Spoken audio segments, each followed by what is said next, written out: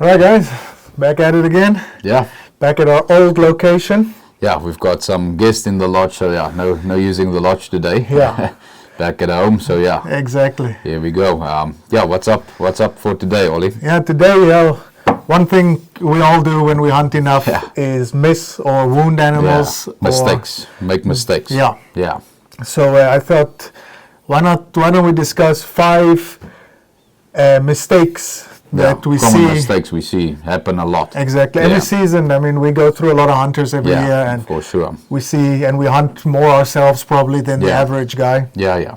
So there's a lot of mistakes that we see, but there's 5 that we see happen often every season. Yeah, definitely. And so we're just going to discuss those mistakes and maybe give you guys some tips if it's happened to you, how you can fix it. Run through them. And so let's start with the first one. I think you're not practicing shooting enough. Yeah, no, definitely. I think not practicing enough. That's not just going to the range, shooting off a bench. I mean, practicing, there's a lot of different things you have to practice, from shooting positions, shooting off sticks, you can name it. There's a lot of different things I think you should practice before coming over, or well, go hunting anywhere. Basically. Yeah, I think your fundamentals must be right. Yeah. You know, your trigger squeeze, your sight picture, you know, your muscle memory has to be there, and you don't get that from just shooting once a year or just going to the range every 6 months. You know, you've got to, and we understand ammo is expensive, and big calibers are recoil, and they might make you flinch after a while. So if you've got a 22 or 17 HMR or a small caliber, you know, or even a pellet gun, a BB gun, practice with that. Practice with that off sticks if you don't want to blow a bunch of ammo. Put the pellet gun on sticks, shoot with it, shoot a little further, shoot a little closer, try get onto the sticks and take a shot within 10 seconds, a quick shot. Just practice every different scenario. I think is I know, like me, important. And I'm sure you're the same. If I take that rifle up and I'm looking at something and I put that scope up, the crosshairs are very close to that to spot. where you want it to be. And that's all muscle memory that comes in with time of practicing. I mean, we shoot a lot, not as much as we should. We should, but we should more than the average guy. Yeah. So definitely your fundamentals are very important. You've got to, if you're shooting a bigger caliber gun, and say you're shooting a 300 or something and the recoil is a bit much for you, think about putting a suppressor on or a muzzle brake on. We personally don't like muzzle brakes. For the ears. As guides, you know, we're on the binoculars. We can't sit there and hold our ears closed. I've had too many guys come shoot over the shoulder quick and boom, you see the mouse talking, but you hear nothing. Exactly. 10 minutes afterwards. So look into suppressors. I know in the States it's going to become easier soon for you guys to get suppressors. You can buy suppressors off the shelf. Yeah, for sure. So, and even for your own ears. The suppressor, it just makes you hear a lot longer. Yeah, for sure. And I think fitness as well. Fitness is also a big thing. Not necessarily, you don't have to run 20 kilometers a day. Absolutely not. Just try and get yourself as fit as possible, because you're going to do long walks, and sometimes we do a walk and we're up in the mountains, you climb over rocks, and wow, there's something right there. We need to get into position quick. You don't want to be out of breath when you need to get onto the shot, or take 3 minutes just to get your breath back. So that's also a big, kind of a big thing. And I think go to the range with your gun and do a sprint, and then try and get on target. Try and get on target as quick as possible, and test your breath while you're on the gun. So learn to shoot out of breath. Also, and with your heart racing and all of that. There's all things that you can practice. Like, even if you're not the fittest person, you can figure out how to, with your heart beating and out of breath, how to get onto targets as well. For sure. I think that's definitely something that people don't practice at all. Definitely. And that's a big thing. I mean, think now you're hunting an elk. Yeah. You've got a once-in-a-lifetime elk tag. Yeah. And you've just hiked way into the backcountry, and here the elk steps out, or the mule deer, or whatever. Take that shot quick, otherwise into the brush he's gone. Exactly. And I mean, for you guys, trophy gone. Here, if we wound something and we don't find it, you normally pay for it, but you're going to have a chance at another one. Yeah, for sure. In the States, if you've punched your tag, you've punched your tag. If you don't find it, you don't find it. Then it's a done deal. Yeah. Unfortunately, yeah. So those are kind of the practicing elements, the first mistake that we see people do a lot. People make, yeah, for sure. The second mistake is rushing the shot. Yeah. And we've always pressure, so you want to take the shot as quick as possible. Exactly. It's adrenaline. There's a lot of things happening. So yeah. Yeah, and like we've heard stories of guides here in Africa also that push you, shoot, and you're not ready, and you shoot and you wound. From our guide perspective, never do that to a climber. Never. So if guides are watching out there, young guides that are up and coming, don't pressure your client into a shot. This is South Africa or Africa. There's always going to be another opportunity. Yeah. If you rush your client, or you as the client rush the shot and you wound the animal, you might never find it, and you're going to have to live with that. For sure. So, know yourself. If you're not comfortable with the shot and your guide's telling you shoot. And positioning. If you're in a position, sometimes clients are not too afraid, but they're not comfortable enough with their guide to tell them, sorry, I'm not. Your guide thinks you're comfortable, but you're not comfortable. Yeah. Rather tell him, don't take the shot, get into a different position. You might 10 seconds later have another opportunity at the animal. But or the next day. Or whenever. But if you take that shot and you ruin it there, it's game over. Yeah. We had it now recently in a couple of safaris back. We had the client, blue wildebeest. We climbed the little hill. Yeah. I'm looking through the camera, you're looking through the binos, so you can't always look at the client and see if he's comfortable or not, because you're trying to tell him what he's doing, and make sure you're on the right one. Exactly. And he wasn't comfortable, and he took the shot anyway, and he wounded the wildebeest. Yeah. Luckily, we found it, and we managed to recover it. Absolutely. He pulled the shot high, and he was not comfortable. Yeah. And we should have seen it, but as you said, we were also focused on the animal, trying to get the right one to open up. And but you should have also said, listen guys, this position not going to work. Exactly. It was a longer shot, so but we should have also seen it. And but I mean, we're trying to look through the binos to see impact also on the animal. So you not always have the time to look. So always, if you're not comfortable, say it and communicate. Try and move. Communicate try and move. is very important. Yeah. And we could have, the herd could have busted, but we would have had another chance at it. Sometime we would have ran into wildebeest again. There's plenty around. So. And communicate, don't rush the shot, know yourself. Yeah. And then another thing that we do often is after you shoot, we'll ask you, how did the shot feel? Yeah. Because you can tell a lot. You're the only one looking through the scope and squeezing off the shot. Yeah. You're the only one that knows what it felt like. Yeah.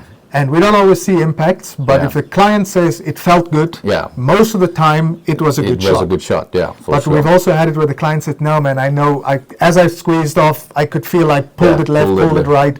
It doesn't feel good. It's normally it's right on. Exactly. So then we also know what we're getting into when we're going what up we need for the to follow-up. look for. Yeah, exactly. And another just a good tip is, if you took that shot, immediately reload. Immediately jack another one in there, because we could have thought the shot was, and then when you see the blood or the animal runs out, and normally they stop for quick 2 or 3 seconds if they're wounded, not a good shot. But you have another opportunity to jack another one in him, get him down as soon as possible. So you take that shot, try and look through the scope, and as soon as that bullet hit, jack another one in there to get another shot in. Even if it's running away, put one up the butt. Yeah, exactly. Slow him down. Put another bleeder in, so there's more blood to follow. Yeah, exactly. Even if it's a good shot, it's never bad to put another one in. Put another one in him, You're going to waste a little meat, but you're not going to lose an animal. You're not killing it too dead. Yeah, for sure. So those are tips for... Yeah. It's just... it's number 2. Sorry, I've got the list here. You've got the list, And then number 3, which we've seen a couple of times now, is the magnification on the scope. I saw a Facebook post on this. One of the old South African guys actually asked who still uses a 4 to 10 power or 4 to 12 power. That's exactly what we're going to talk about. Yeah. And those were the old scopes. You can only jack it to 10. Then you can still shoot 80, 60 meters as well, if something's really close to you. So the next point is scope zoomed in too much. So that's exactly what it is. I mean, I grew up with a 4-powered scope. It was fixed. You couldn't change anything. And we were shooting 200, 250 with that. No problem. But a lot of guys will have the magnification on full. Yeah. Now your problem is when you get on, you can see the animal there, you have magnification on full. When you get onto that scope, you're going to struggle to find it. And when there's a bunch of animals, to find a specific one. If you have time to work it yourself, zoom all the way out, get onto the one, and then you can work it in. Exactly.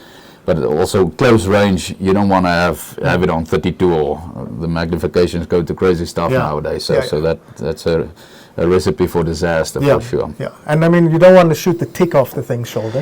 You just need to get to within the vital area. The vital area. And if you're too zoomed in, also you don't always know exactly where on the animal you are. Yeah. Because all you see is animal in your scope. The whole scope. Yeah. So zoom out.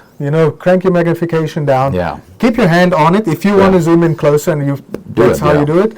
But zoom out, get on the animal, get on the shoulder, bring it in, pick your spot, take the shot. Take the shot. Yeah. It's no use. You're going to waste a lot of time. Yeah, getting onto the animal. And we've seen it how many times? No, I can't see it. They're looking through the scope. I can't find it. I can't find it. Jack it down. Yeah, jack it down for them. So, there it is. Okay. Easy peasy. You're actually here by us.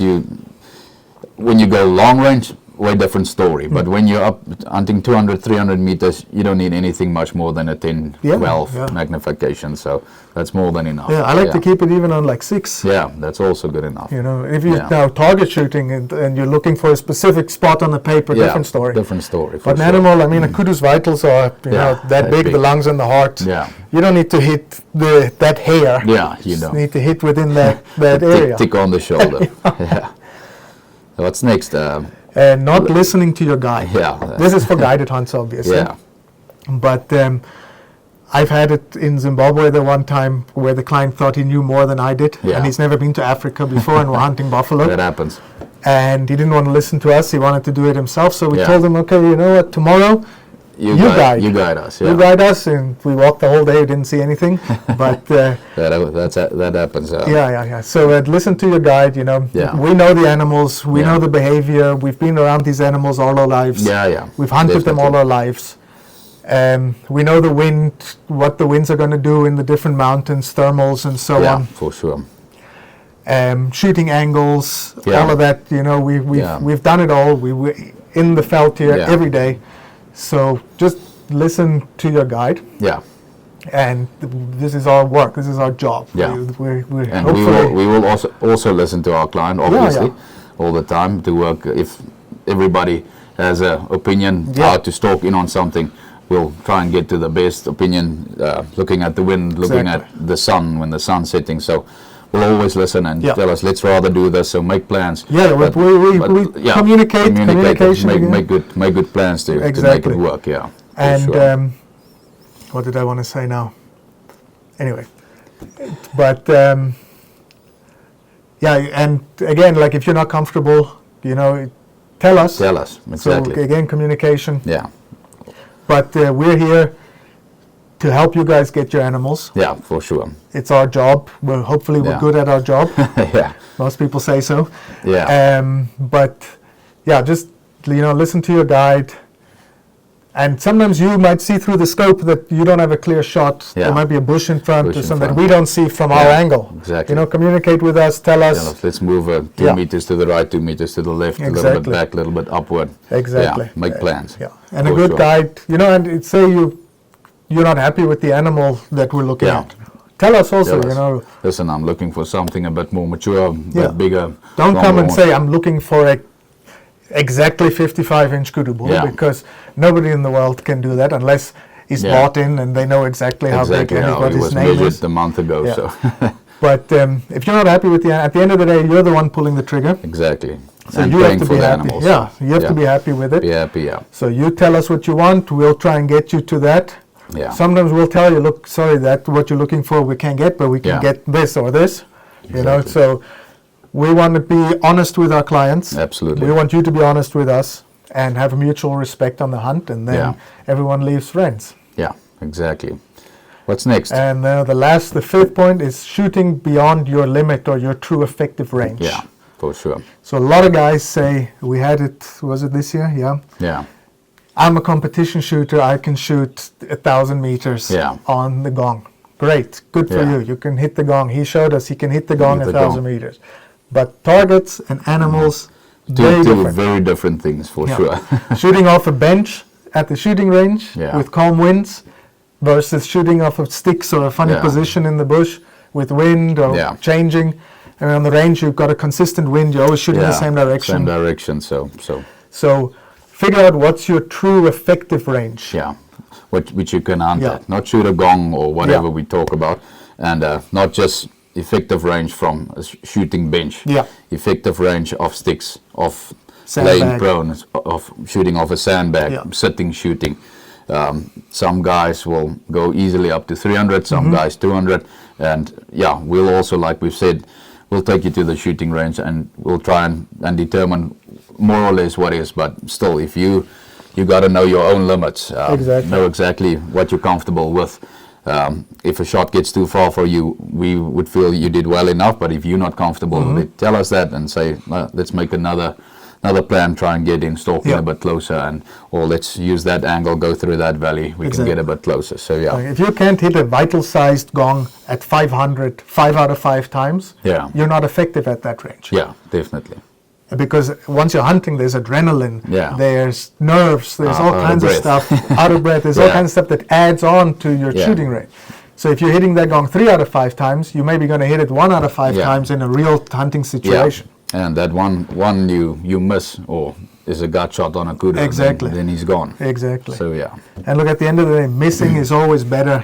Missing is better than wounding. But not pulling the trigger if you're not comfortable is the best.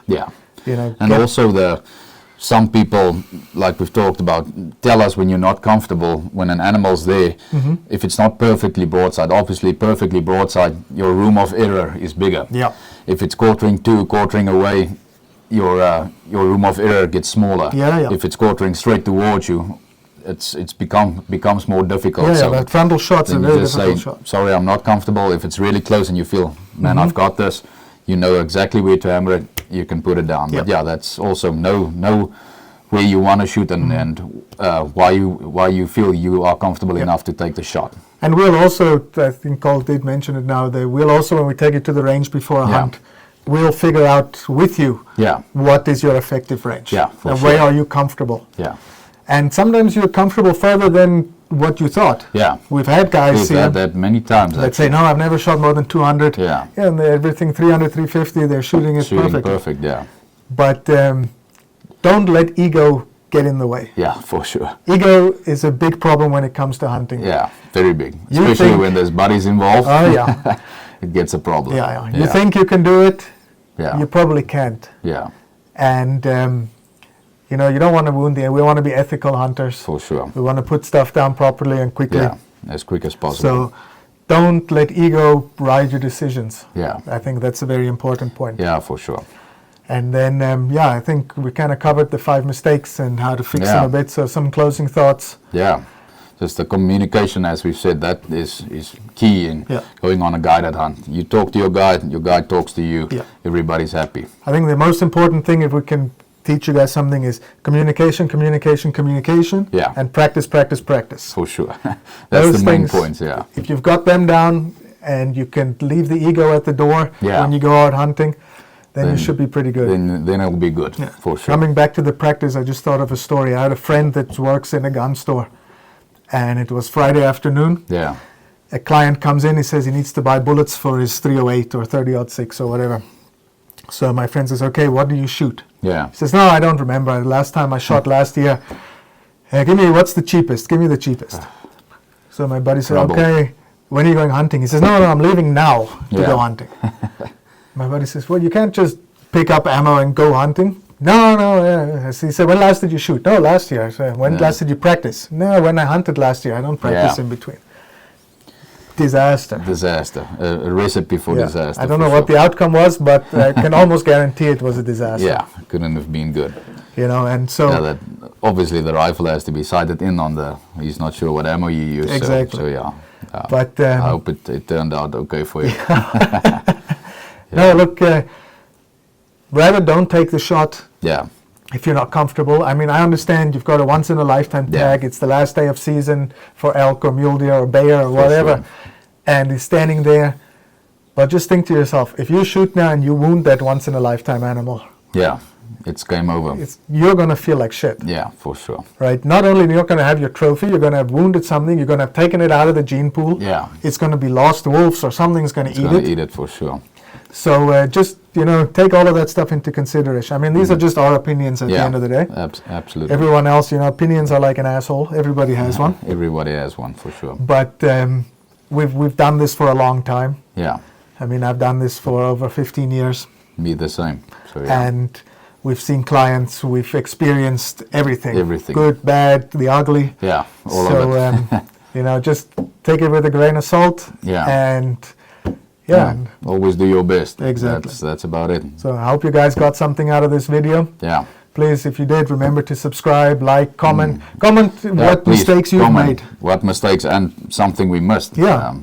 There's definitely more mistakes. We just covered the main ones we normally see. So yeah. And if you're out there and you say, I've never missed or I've never wounded, you probably haven't hunted a lot then. Go hunt more, Yeah, exactly. Go hunt more. Sometime. We've missed a bunch. So. Yeah. We do it professionally and we still miss. Still miss a lot, so yeah. It's part of the game. We wound sometimes. Yeah, it happens. We always try our best to recover everything. Yeah. But it happens. It happens, so yeah. All right, guys. Okay. See you in the next one. Cheers, guys.